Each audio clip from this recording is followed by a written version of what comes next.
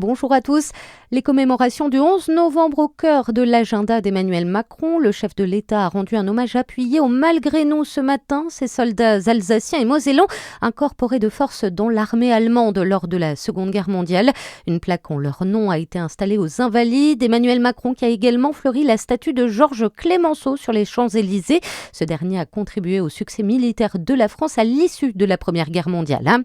Emmanuel Macron qui rencontrera cet après-midi Mahmoud Abbas à l'Élysée, rencontre avec le chef de l'autorité palestinienne qui intervient dans un moment charnière du conflit israélo-palestinien. Le président entend réaffirmer l'engagement français en faveur de la solution à deux États.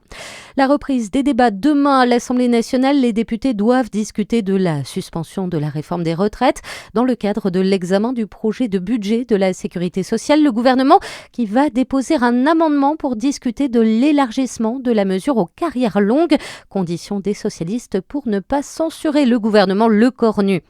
5 personnes ont trouvé la mort dans une collision entre deux véhicules en Saône-et-Loire hier. Le drame s'est noué sur nos routes situées à une quarantaine de kilomètres de Mâcon. Les victimes sont âgées de 70 à 80 ans.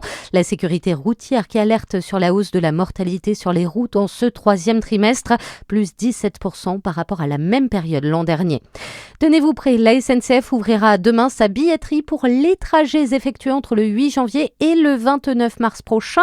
Il s'agit de permettre aux vacanciers de rejoindre les massifs dans une démarche de mobilité décarbonée.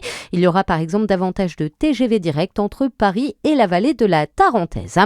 Et puis le Booker Prize a été décerné hier soir à David Saleh pour son 6e roman intitulé Flèche.